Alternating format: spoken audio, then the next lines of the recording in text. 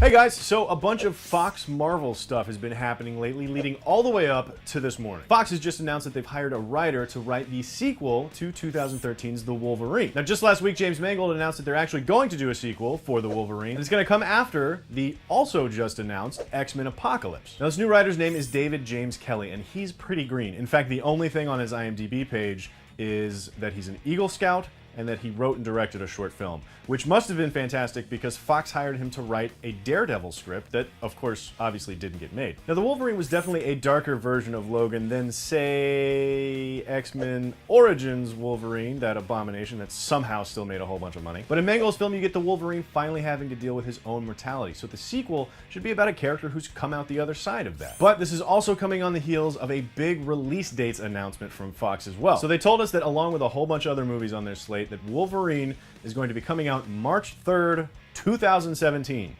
3 full years from now. Between now and then, we've got X-Men Days of Future Past, which is coming out in a couple of months. We've got Chronicle director Josh Trank's reboot of Fantastic Four, and then we've got X-Men Apocalypse. So having Hugh Jackman in 2 X-Men franchise films between his 2 Wolverine films, there's just no telling where the character is going to be by the time we get to 3 years from now and the Wolverine 2. And that's fine because it's 3 goddamn years away, and we've got plenty more Marvel stuff coming from Fox in the meantime. And even after the Wolverine 2, there's going to be even more. A sequel to the Fan 4 reboot is already on the book, and there's also a slot for an untitled Marvel film for 2018. Now, the smart money at the moment is that it's going to be a Fantastic Four X-Men crossover film, which, if that's the case, that is a ballsy and awesome move by Fox, particularly because they haven't even started filming the first Fantastic Four, much less the sequel that they've already got planned. But if you're really going to create a cinematic universe, you have to plan 4 years out. That's a rule that somebody wrote down somewhere after the first Iron Man came out, I think. So it is good to see that Fox has a plan. In the meantime, in addition to giving us their plans for the next half-decade or so,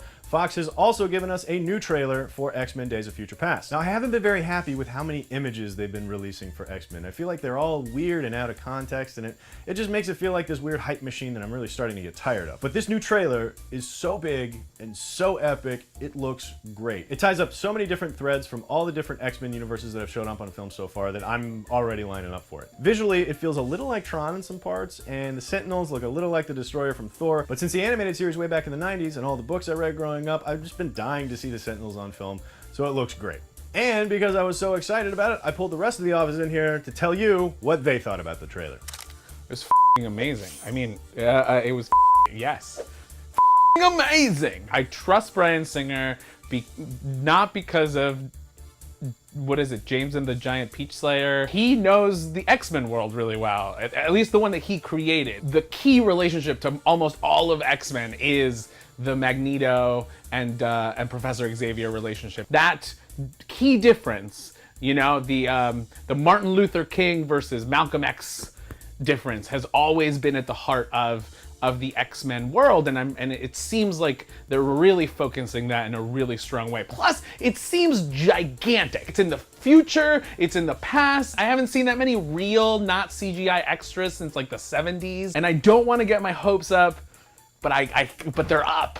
They're way up. I'm gonna be honest, and Lacey will kill me for saying this, I kind of didn't give a shit about this movie before, but now I'm actually really freaking amped for it. It looks really good. I completely see that they're following like so many movie trailer formulas with the music and the pacing and everything, but I fell for it completely. I'm actually really excited, and I'm like gonna put it on my Google Calendar.